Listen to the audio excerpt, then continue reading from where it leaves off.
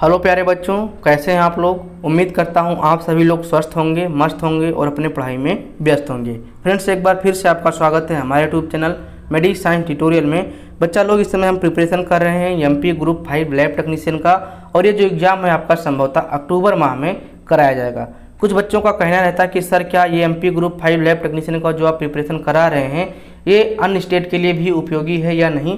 तो बच्चा, हम आपको बता देना चाहते हैं कि कोई भी आपके इंडिया में लैब टेक्नीशियन का एग्जाम हो, सबका सिलेबस सेम रहता है, ठीक है। उसमें आपका anatomy, physiology, microbiology, histology, haematology, जो भी आपके लैब टेक्नीशियन में सिलेबस पढ़ाया जाता है वही आपके एग्जाम में आते हैं। तो बिल्कुल परेशान मत रहिए, आंख मूंद के अपनी प्रिपरेशन को करिए। मतलब आंख मूंद के कहने का मतलब है कि आप लोग बिना हिचकिचाए प्रिपरेशन करिए, आपका यहाँ पे फ़ायदा होने वाला है। बस अंतर इतना होता है, किसी किसी एग्जाम में आपका 70 + 30 के फॉर्म में एग्जाम होता है, यानी कि 70 आपका टेक्निकल और 30 आपका नॉन टेक्निकल, और कहीं कहीं पे आपके 60 + 40 के फॉर्म में होता है, जैसे आपके सेंट्रल एग्जाम हुआ SGPGI का। तो बस इतना ही अंतर होता है, और जो भी आपके नॉन टेक्निकल और टेक्निकल के सिलेबस होते हैं वो क्या होते हैं, सेम होते हैं। फ्रेंड्स, इससे पहले हम लोग जो लेक्चर किए थे 8 नंबर तक लेक्चर को हम लोग कर चुके थे, जिसमें हमारा हेमेटोलॉजी और जीके का MCQ था। बट आज हम लोग नॉन टेक्निकल से क्वेश्चन को नहीं करने वाले हैं। कल वाले लेक्चर में देखेंगे कौन सा नॉन टेक्निकल हमको करना है। आज 9 नंबर का जो लेक्चर है इसमें हम हिस्टो, साइटो, माइक्रो और हेमेटोलॉजी के MCQ को सॉल्व करेंगे। इसका मतलब हम यहाँ पे मिक्स क्वेश्चन को सॉल्व करने वाले हैं। तो हफ्ते में 1-2 बार हम लोग मिक्स को सॉल्व करते रहेंगे, ताकि आने वाले एग्जाम में हमें थोड़ा भी प्रॉब्लम ना हो, और उसके बाद में लास्ट डे में तो हम लोग मिक्स करने ही वाले हैं। और हम आपको बता दें, अगर हमारा टेलीग्राम चैनल नहीं ज्वाइन किया है तो इसका लिंक हम डिस्क्रिप्शन में दे रहे हैं, उसको ज्वाइन करिए। वहाँ पे आपको क्विज पोल मिलता है, वहाँ पे आपको PDF नोट्स मिलता है, वहाँ पे आपको ई-बुक मिल जाते हैं, जैसे आपके गोट करके बुक हो गए। ऐसे बुक के अगर आपको PDF मिल जा रहे हैं तो कितनी अच्छी बात है। और साथ साथ में आपको वहाँ पे जो भी स्लाइड होता है, जो भी आपके ट्यूब होते हैं, उनका एनालिसिस करने को दिया जाता है। तो कुल मिला के आप एक अच्छे लैब टेक्नीशियन बनना चाहते हैं तो टेलीग्राम चैनल जरूर ज्वाइन करिए, क्योंकि आपको वहाँ से बहुत हेल्प मिलता है। चलिए फ्रेंड्स, आते हैं अपने पहले प्रश्न पे। फ्रेंड्स, पहला क्वेश्चन हमारा साइटोलॉजी से है। पहला क्वेश्चन हमारा कह रहा है कि साइटोसेंट्रीफ्यूज इज यूज फॉर, यानी कि जो सेंट्रीफ्यूज आपके साइटोलॉजी में यूज किया जाता है, एक अलग प्रकार का सेंट्रीफ्यूज होता है, उसका यूज किस लिए करते हैं। तो फ्रेंड्स, साइटोसेंट्रीफ्यूज का उपयोग हम यूरिन और सेसप के सैंपल को सेंट्रीफ्यूज करने के लिए करते हैं। तो ऑप्शन में आपके दिया हुआ है यूरिन और सेसप। तो ऑप्शन नंबर यहाँ पे आपका जो जाएगा बोथ B एंड C, ठीक है। तो B मतलब ये हो गया और C मतलब ये हो गया। फ्रेंड्स, अगर आप स्पुटम का यहाँ पे सेंट्रीफ्यूज करना चाहते हैं तो स्पुटम या फिर और अदर जो फ्लूइड होते हैं उनको अगर आप सेंट्रीफ्यूज करना चाहते हैं तो आप जो नॉर्मली आपका सेंट्रीफ्यूज मशीन होता है उसमें आप कर सकते हैं, ठीक है। चलिए फ्रेंड्स, आते हैं अपने नेक्स्ट क्वेश्चन पे। नेक्स्ट क्वेश्चन हमारा यहाँ पे है कि FNAC इज टेकन फ्रॉम, यानी कि FNAC जो है, जो कि साइटोलॉजी का एक टेस्ट है, इसमें बॉडी का कौन सा पार्ट लिया जाता है। तो फ्रेंड्स, सबसे पहले हम जानते हैं कि FNAC का फुल फॉर्म क्या होता है। तो FNAC का फुल फॉर्म होता है फाइन नीडल एस्पायरेशन साइटोलॉजी, ठीक है। तो इससे ये पता लगता है कि जो इसमें क्या किया जाता है कि कोई भी गांठ जो हमारे बॉडी में है उसमें सुई चुभाव के क्या किया जाता है, कुछ मात्रा वहाँ से निकाल लिया जाता है, और फिर उसको स्लाइड प्रिपेयर किया जाता है। फिर उसको माइक्रोस्कोप के द्वारा देखा जाता है कि इसमें कौन से सेल प्रेजेंट है जिससे यहाँ पे बॉडी में एबनॉर्मलिटी आ रही है, या फिर जो पार्ट है उसमें एबनॉर्मलिटी आ रही है। तो फ्रेंड्स, फाइन नीडल एस्पायरेशन जो साइटोलॉजी होता है, इसमें हम नीडल का यूज करते हैं। कई प्रकार के नीडल, जैसे गांठें होती हैं उस प्रकार से नीडल का हम यहाँ पे यूज करते जाते हैं, और एक फ्रोजन होता है उससे हम क्या करते हैं, सक करते हैं, ठीक है। तो फ्रेंड्स, FNAC के लिए आप लिम्फ नोड से भी यहाँ पे सैंपल कलेक्ट कर सकते हैं। जहाँ जहाँ प्रॉब्लम होती है, गांठें जहाँ होती हैं वहाँ से सैंपल आप कलेक्ट कर सकते हैं। ब्रेस्ट लंप अगर है तो वहाँ पे भी आप इसका कलेक्शन कर सकते हैं। नेड्यूल है तो इसका जो सही आंसर जाएगा वो आपका क्या जाएगा, ऑल ऑप्शन जाएगा, ठीक है। चलिए फ्रेंड्स, आते हैं अपने नेक्स्ट क्वेश्चन पे।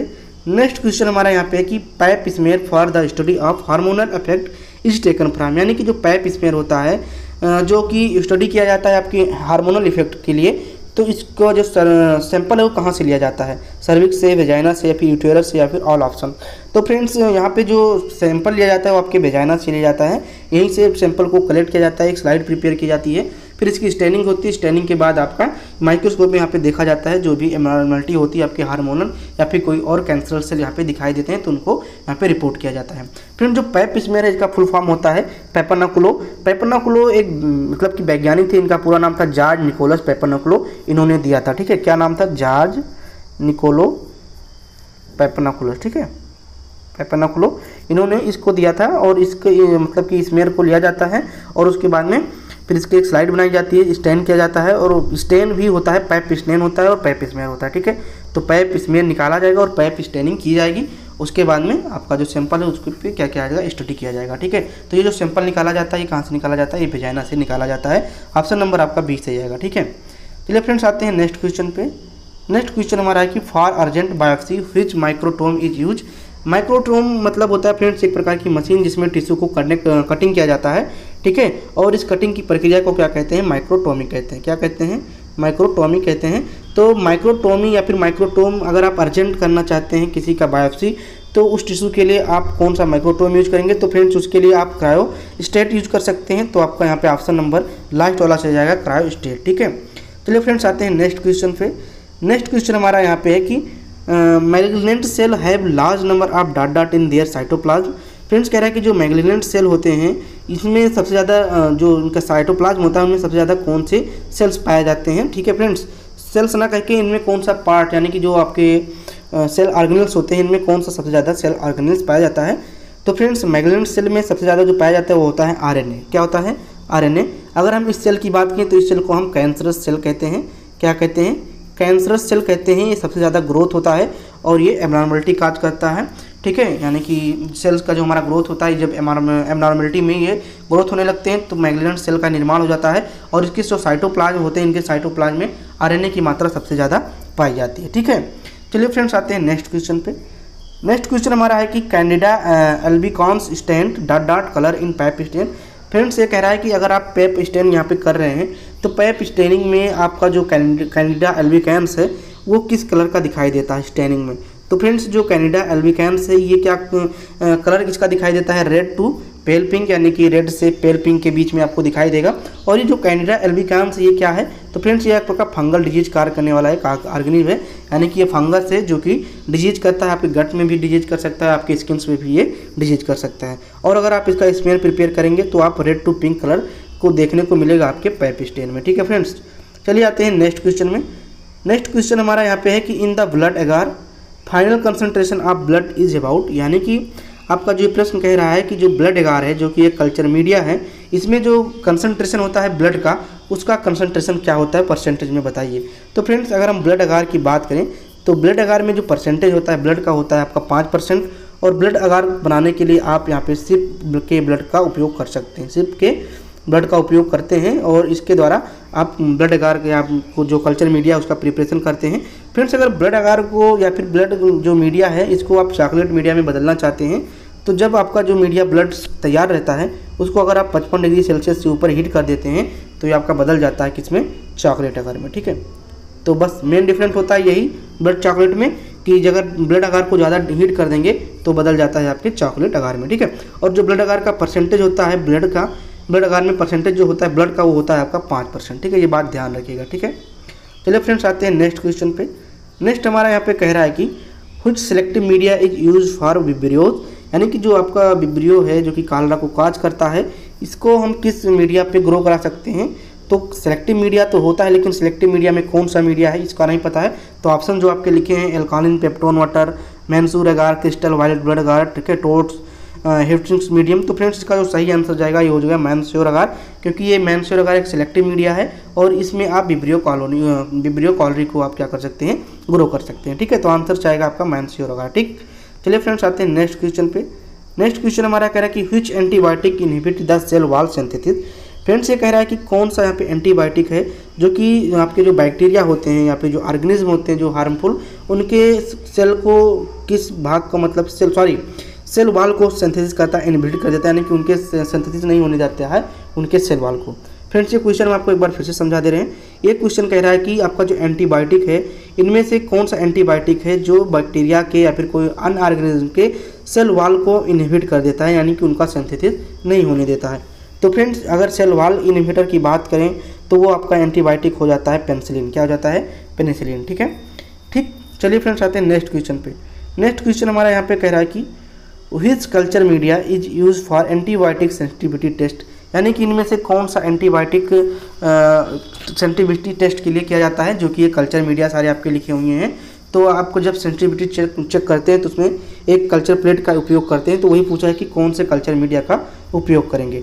तो फ्रेंड्स इसके लिए आप मूलर हिंटन ब्रॉथ का उपयोग करते हैं, तो ऑप्शन नंबर यहाँ पे क्या जाएगा, लास्ट वाला सही जाएगा मूलर हिंटन ब्रॉथ। इसके लिए आप एंटीबायोटिक सेंसिटिविटी टेस्ट करने के लिए यूज करते हैं, जो कि एक प्रकार का कल्चर मीडिया है। ठीक है, चलिए फ्रेंड्स आते हैं नेक्स्ट क्वेश्चन पे। नेक्स्ट क्वेश्चन हमारा है कि सिफिलिस इज कॉज बाय, यानी कि जो सिफिलिस बीमारी है ये किसके द्वारा काज होता है, इसका कॉजेटिव एजेंट कौन सा है।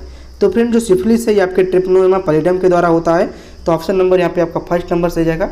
अगर बात की नाइजीरिया गोनेरी की, तो नाइजीरिया गोनेरी क्या काज करता है, तो ये गोनेरिया काज करता है, गोनेरिया।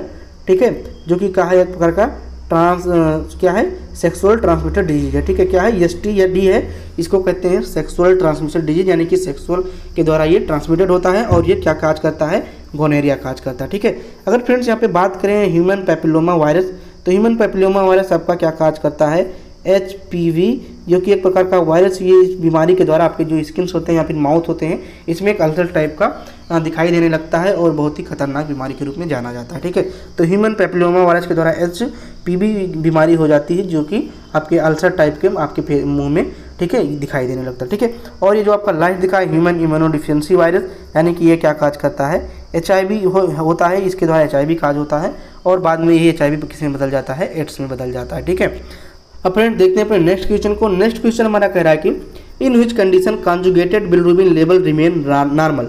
फ्रेंड्स ये कह रहा है कि आपका जो कौन सा इसमें कंडीशन है, ये सारे कंडीशन आपके जॉइंटिस के हैं, तो वही कौन से जॉइंटिस के कंडीशन है जिसमें आपके कॉन्जुगेटेड बिलिरुबिन है, इनका जो लेवल है वो नॉर्मल रहता है, इसमें कोई भी घटा बढ़ी नहीं होती है। ठीक है, तो फ्रेंड जो कॉन्जुगेटेड बिलिरुबिन होते हैं ये आपके लीवर से यहाँ पे शुरू होते हैं, और जो अनकॉन्जुगेटेड वाले बिलिरुबिन होते हैं, ठीक है, ये लीवर से पहले के स्टेप सारे होते हैं।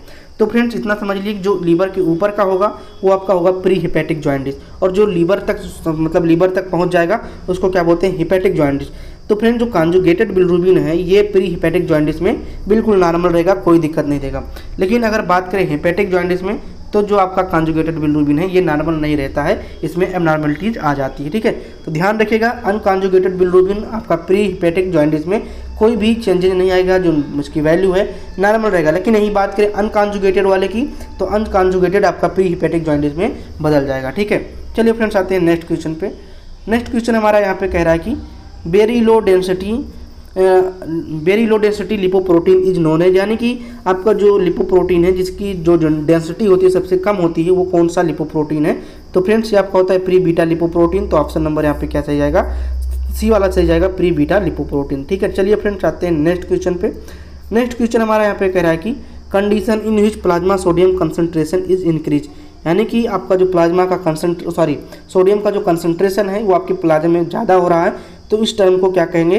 तो फ्रेंड्स इसको हम क्या कहते हैं, सबसे पहले इतना ध्यान रखिए कि कोई भी कंडीशन जब इंक्रीज होता है तो उसको हम क्या कहते हैं, हाइपर कहते हैं। ठीक है, तो हाइपर यहाँ पे चूज कर लीजिए, तो हाइपर किस किस में लिखा है, हाइपर नाइट्रेमिया, हाइपर कैलेमिया, लेकिन जो आपका सोडियम का इंक्रीज होना कहता है आपका नाइट्रेमिया, तो यहाँ पे क्या चल जाएगा, हाइपर नाइट्रेमिया। अगर आपका यहाँ पे कैल्शियम का मतलब कि जो वैल्यू है प्लाज्मा में ज़्यादा हो जाता तो उसको क्या कहते हैं, हाइपर कैल्सीमिया कहते हैं। ठीक है, अगर ये आपका हाइपर जो कैल्सीमिया है, ये कैल्शियम जो है उसका वैल्यू लो हो जाता तो उसको क्या बोलते हैं, हाइपोकैलेमिया बोलते हैं। क्या बोलते हैं, हाइपोकैलेमिया बोलते हैं। और अगर आपका जो नाइट्रोजन है वो कम हो जाता है, उसकी वैल्यू कम हो जाती है प्लाज्मा में, तो उसको बोलते हैं हाइपोनाइट्रेमिया। ठीक है, लेकिन यहाँ पे जो क्वेश्चन पूछा है फ्रेंड्स, ये पूछा है कि आपका जो सोडियम का लेवल है आपके प्लाज्मा में वो बढ़ रहा है, तो उसको क्या कहेंगे, हाइपर नाइट्रेमिया कहेंगे। तो ऑप्शन नंबर यहाँ पे 20 सही जाएगा, हाइपर नाइट्रेमिया। ठीक है, चलिए फ्रेंड्स आते हैं अपने नेक्स्ट क्वेश्चन पे।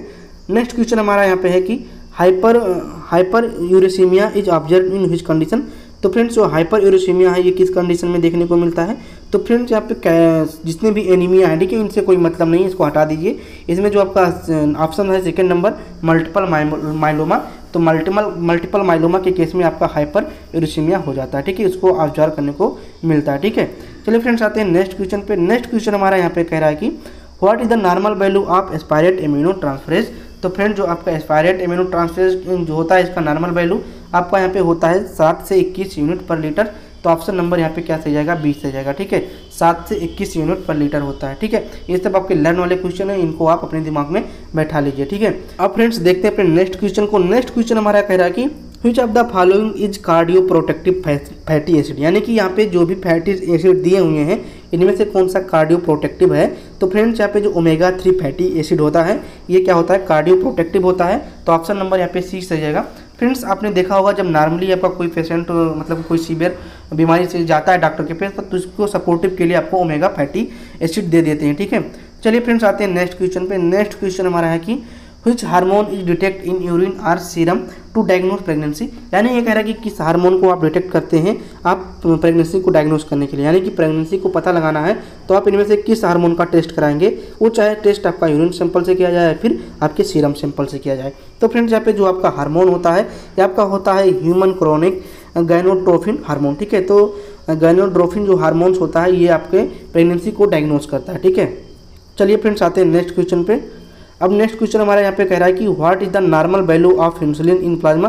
तो ये इंपॉर्टेंट क्वेश्चन है, एग्जाम में आ सकता है। ये पूछ रहा है कि जो आपका इंसुलिन है इसका नॉर्मल वैल्यू क्या होता है। फ्रेंड्स नॉर्मल वैल्यू आपकी जो इंसुलिन का होता है ये आपका होता है 4 से 24 इंटरनेशनल यूनिट पर ml, ठीक है। तो ऑप्शन नंबर यहाँ पे फर्स्ट सही जाएगा, 4 से 22 इंटरनेशनल यूनिट पर ml, ठीक है। यहाँ पे जो यू आई लिख गया फ्रेंड्स गलत हो गया है, इसके जगह पे यहाँ पे आई यू होना चाहिए, ठीक है।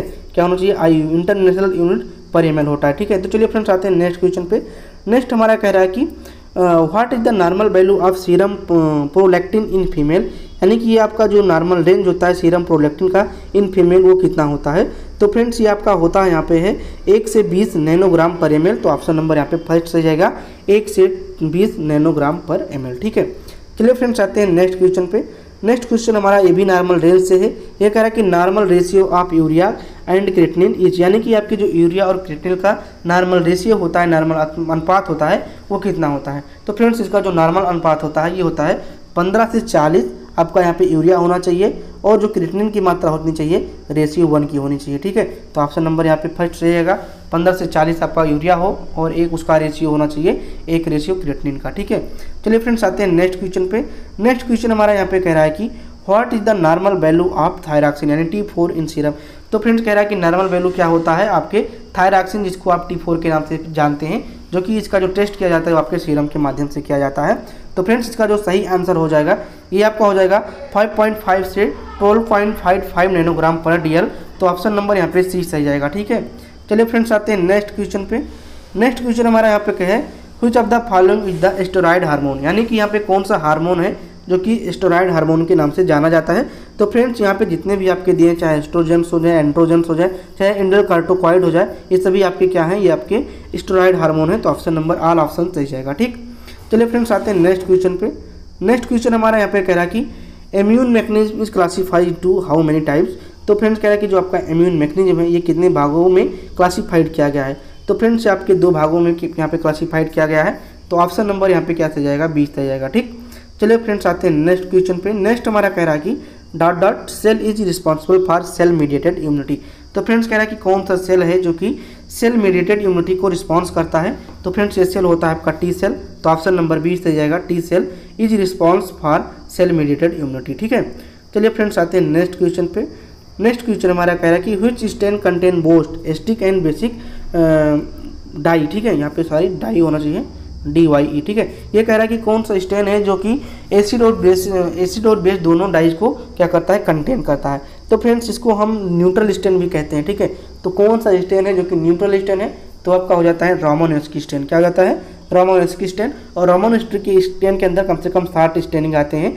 अगर हम बात करें यहाँ पे इसके अंदर तो आपका लिस्मन स्टेन आ जाता है, ठीक है, जिम्सा स्टेन आ जाता है, जेनर स्टेन आ जाता है, जिम्सा जेनर स्टेन आ जाता है। ऐसे कई सारे आपके स्टेन हैं जो कि रोमानोव्स्की स्टेन के अंदर आते हैं। और ये स्टेन आपका क्या होता है, न्यूट्रल स्टेन होता है। इसमें हम बफर का यूज जो करते हैं और इसके हम एसिडिक और बेसिक मीडियम को मेंटेन करने के लिए, ठीक है।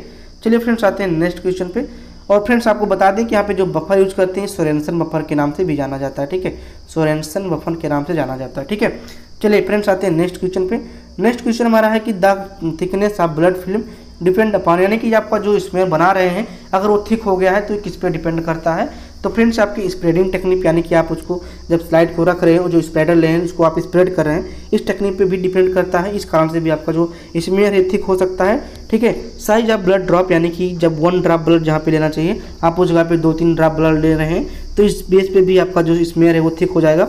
और angle between spreader and slide, यानी कि जो आपकी एंगल होनी चाहिए जो कि आपका 35 से 45 माना गया है, अगर 35 से 45 के बीच में आपका एंगल सही से नहीं रहता है तो आपका जो स्मेयर है वो थिक हो जाएगा, ठीक है।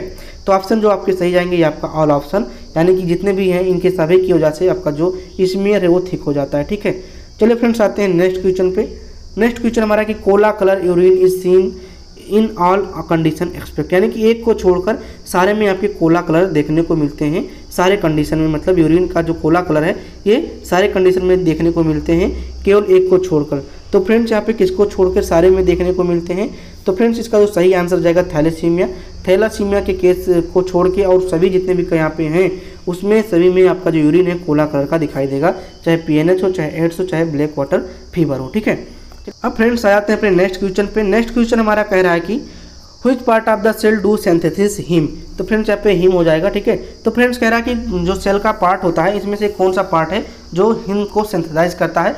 तो फ्रेंड्स माइटोकॉन्ड्रिया है जिसके द्वारा हीम का सिंथेसिस होता है। तो ऑप्शन नंबर यहाँ पे सी से जाएगा, माइटोकॉन्ड्रिया। ठीक है, चलिए फ्रेंड्स आते हैं नेक्स्ट क्वेश्चन पे। नेक्स्ट क्वेश्चन हमारा है कि इब्नर फ्लूइड इज आइडियल फॉर। तो फ्रेंड्स इब्नर फ्लूइड एक प्रकार का हिस्टोलॉजिकल फ्लूइड है जिसका उपयोग हम क्या करते हैं? तीत के लिए करते हैं। तो ऑप्शन नंबर 20 से जाएगा। ठीक है, फ्रेंड्स आते हैं लास्ट क्वेश्चन पे। लास्ट क्वेश्चन जो है ये आपके लिए है, इसका जवाब आपको कमेंट बॉक्स में देना होगा। फ्रेंड्स जो क्वेश्चन है ये कह रहा है कि in black water fever urine cola coloured because of, यानी कि आपका जो यूरिन है वो कोला कलर का हो जाता है किन केस में? ब्लैक वाटर फीवर के केस में। तो ये क्यों हो जाता है? तो फ्रेंड्स अगर हम बताएं कि ब्लैक वाटर फीवर जो है ये आपका किसके द्वारा होता है? ये आपका होता है प्लाज्मोडियम फैल्सीफेरम। किसके द्वारा? Plasmodium falciparum. ठीक है, जो कि मलेरिया को काज करता है और जो मलेरिया का सीवियर कंडीशन होता है ये आपका ब्लैक वाटर फीवर होता है। इसके केस में आपको इंट्रावेस्कुलर हिमोलाइजिंग देखने को मिलता है, एक्यूट रीनल फेलियर को देखने को मिलता है। ठीक है, तो फ्रेंड्स ये क्वेश्चन आपका जो है कॉन्सेप्ट पे आधारित है। ये क्वेश्चन कह रहा है कि आपका जो यूरिन है वो कोला कलर हो जा रहा है। तो आप दो बातों से यहाँ पे अंदाज़ा लगा सकते हैं, एक तो ब्लैक वाटर फीवर के केस में कोला कलर, या फिर आप इतना भी अंदाज़ा लगा लीजिए कि यूरिन आपका कोला कलर किस कारण से होता है। ठीक है, तो आपको जो हम बता रहे थे आपका यूरिन का जो कॉन्सेप्ट वहाँ पे बता रहे थे, यूरिन से जो क्वेश्चन हम कराए थे वहाँ पे हमने बताया था कि किस किस कलर से कौन कौन से डिजीज हो सकते हैं। तो आप इसको बताइएगा, ठीक है, कमेंट करके कि इसका आंसर क्या हो जाएगा। ठीक है, तो फ्रेंड्स आज के लिए इतना ही। अगर आपको ये लेक्चर अच्छा लगा है तो इसको कमेंट करके ज़रूर बताएं। अगर आप इसको शेयर करना चाहते हैं तो अपने दोस्तों में शेयर कर सकते हैं जो ऑक्सीजन की प्रिपरेशन कर रहे हैं या फिर कोई अदर लैब टेक्नीशियन का प्रिपरेशन कर रहे हैं। आज के लिए इतना ही, थैंक यू।